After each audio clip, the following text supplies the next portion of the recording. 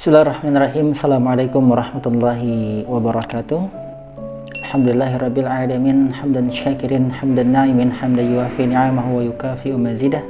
Ya Rabbana lakal hamdu kama yanbaghi li jalali wajhikal karim wa 'azimi sultanik. Faradina billahi rabba wa bil islami dina wa bi Muhammadin nabiyya wa rasula. Allahumma anfa'na ma 'allamtana wa 'allimna ma yanfa'una. Allahumma la sahla illa ma ja'altahu sahla wa anta taj'alus sa'ba in syi'ta sahla. Salatan wa salaman ala habibina al-mustafa sayyidina al-mujtaba Muhammad ibn Abdullah sallallahu alaihi wasallam wa ala alihi wa sahbihi wa man tabi'ahum bil huda ila yaumil qiyamah wa ba'd. Qala Allah ta'ala fi kitabil karim, a'udzu billahi minasyaitonir rajim, bismillahirrahmanirrahim. Ya ayyuhalladzina amanu kutiba alaikumus shiyam kama kutiba alal ladzina min qablikum la'allakum tattaqun. Pemirsa yang dirahmati oleh Allah Subhanahu wa Ta'ala, sekarang kita berada di bulan Ramadan yang di dalamnya terdapat kewajiban untuk berpuasa. Dan yang namanya puasa itu merupakan ibadah mahdhah, ibadah yang Allah kasih ketentuan, baik ketentuan waktunya, durasinya, syarat-syaratnya, kemudian tata caranya, maka akan sangat erat kaitannya dengan fikih atau dengan tata cara untuk beribadah dengan baik dan benar. Sebagaimana yang kita ketahui bahwasanya yang namanya ibadah syarat diterimanya hanya dua, yaitu ikhlasun niyah, yang kedua ittiba'us sunnah. Yang pertama adalah bagaimana kita berniat lillahi ta'ala, bukan karena mencari pujian atau karena takut akan celaan. Yang kedua adalah bukan atau ibadah ini bukan semata-mata hanya sebatas keikhlasan, tapi betul-betul ibadah ini harus sesuai dengan tuntunan, harus sesuai dengan tata cara yang diajarkan oleh Nabi Shallallahu Alaihi Wasallam. Oleh karena itu sangat wajar sekali ketika akan muncul beberapa pertanyaan, mungkin pertanyaan-pertanyaan ringan tentang keseharian-keseharian kita, namun terkadang ini perlu untuk kita bahas maupun sering untuk ditanyakan dan diminta jawaban penjelasan mengenai pertanyaan-pertanyaan tersebut. Contoh misalkan pertanyaan yang sering terjadi atau sering ditanyakan adalah khususnya untuk ibu-ibu ya, boleh nggak sih kita itu mencicipi makanan? Kan kalau puasa kita tahu ya, tidak boleh makan dan minum sampai dengan maghrib dimulai dari subuh. Sekarang pertanyaannya adalah, bolehkah kita mencicipi makanan? Kan biasanya ibu-ibu masak sore hari menjelang berbuka dan itu belum waktunya berbuka. Ini kalau tidak dicicipi, kita tidak tahu nih rasanya seperti apa. Mungkin sudah sesuai takaran, tapi terkadang kita kurang yakin. Sudah sesuai belum rasanya? Sudah sesuai belum dengan yang diharapkan?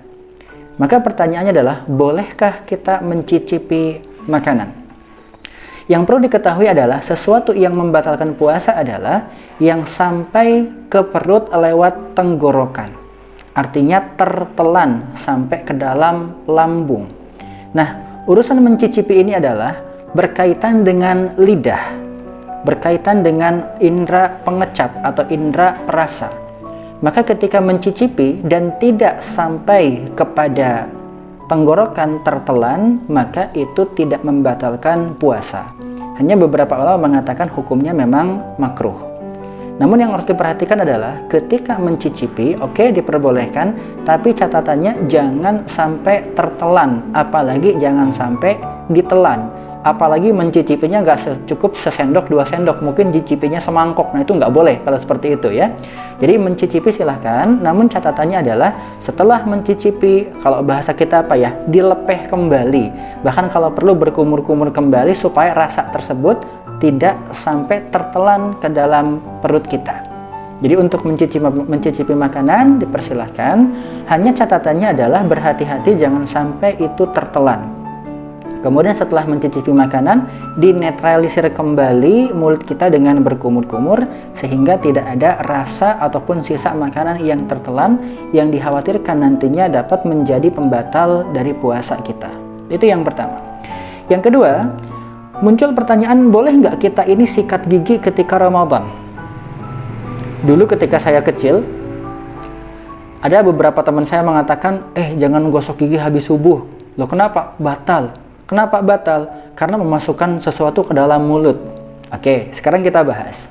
Tadi yang kita sampaikan adalah bahwa yang membatalkan puasa adalah sesuatu yang masuk ke dalam perut lewat tenggorokan kita.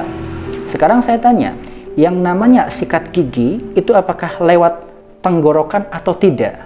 Apakah sampai ke perut melewati tenggorokan atau tidak? Tentu tidak. Yang namanya sikat gigi, ya menyikat gigi, bukan menyikat tenggorokan apalagi menelannya.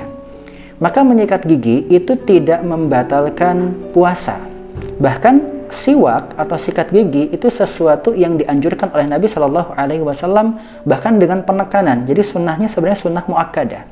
Sampai Rasulullah Shallallahu Alaihi Wasallam bersabda, "Laula an asyukka ala ummati la amartuhum bisiwaki inda kulli shalah."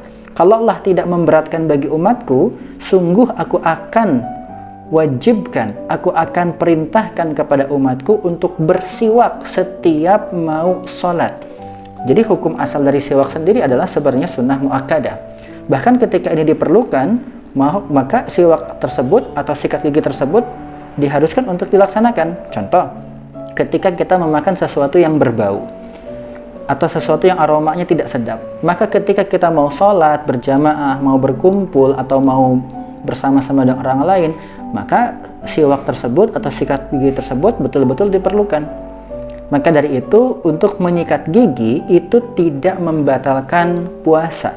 Baik dengan odol maupun tanpa odol, itu kedua-duanya tidak membatalkan puasa. Hanya saja memang beberapa ulama berpendapat kalau mau ikut sunnahnya, sunnah menyikat gigi itu sebelum zawal, qabla zawal, atau sebelum waktu zuhur. Kenapa? Setelah zuhur, kalaupun ada perubahan dari aroma mulut itu wajar karena kekosongan dari perut kita dan karena memang mulut kita ini tidak mengunyah atau tidak memasukkan benda selama dari subuh sampai dengan maghrib tersebut. Jadi wajar. Dan ketika itu mungkin terasa kurang enak aromanya ketika ba'da zuhur ke sana, tapi di hadapan Allah Subhanahu wa taala itu atyabu min rihil miski. Itu lebih baik aromanya dibandingkan dengan minyak wangi yang paling wangi sekalipun. Karena bau mulutnya orang berpuasa itu juga mulia, saking mulianya itu puasa. Oleh karena itu, jika ingin menyikat giginya, saya sarankan silahkan bisa setelah sahur atau setelah subuh atau di waktu duha juga tidak masalah, tapi kalau bisa sebelum zuhur. Walaupun boleh juga sih menyikat gigi setelah zuhur juga boleh, silahkan. Hanya saja beberapa ulama memakruhkan hal tersebut. Dan yang perlu kita pahami, makruh itu bukan tidak boleh, tapi anjuran untuk tidak dilaksanakan. Ketika dilaksanakan pun masih boleh-boleh saja. Termasuk pertanyaan yang ketiga yang sering ditanyakan adalah, boleh nggak sih kita ini kalau mandi pas puasa ini keramas? Dulu pas kecil juga sempat ada ungkapan kalau mandi sambil keramas atau sambil membasahi kepala itu batal karena nanti airnya meresap lewat pori-pori gitu kan, meresap ke dalam. Ya sebenarnya gini ya, mandi, berwudu, bahkan mandi sampai pakai keramas sekalipun itu tidak membatalkan puasa. Karena mohon maaf, tidak ada jalur dari kepala, bahkan dari pori-pori kepala ini ke tenggorokan tuh nggak ada jalurnya. Jadi ketika kita mandi sambil keramas pun tidak jadi masalah. Bahkan sebenarnya mandi sambil menyelam pun tidak jadi masalah. Hanya saja dikhawatirkan nanti ada air yang masuk atau tertelan oleh kita. Maka kalau mandi lebih baik mandi biasa, tidak sampai menyelam. Berenang boleh, tapi berhati-hati. Jangan sampai dengan berenang tersebut masuknya air ke dalam tubuh kita menjadikan puasa kita ini batal. Jadi untuk perkara gosok gigi, keramas, atau bahkan mungkin mencicipi makanan, itu hukumnya diperbolehkan.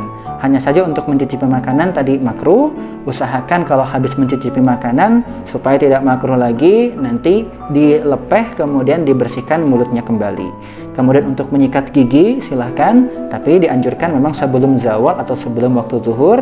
Dan untuk keramas itu boleh kapanpun, malam boleh, pagi boleh, siang boleh, sore juga tidak jadi masalah, tidak ada pembatasan. Cuma catatannya kalau mandi usahakan jangan sampai ada air yang masuk dalam tubuh kita ataupun tertelan yang bisa berpotensi untuk membatalkan puasa kita.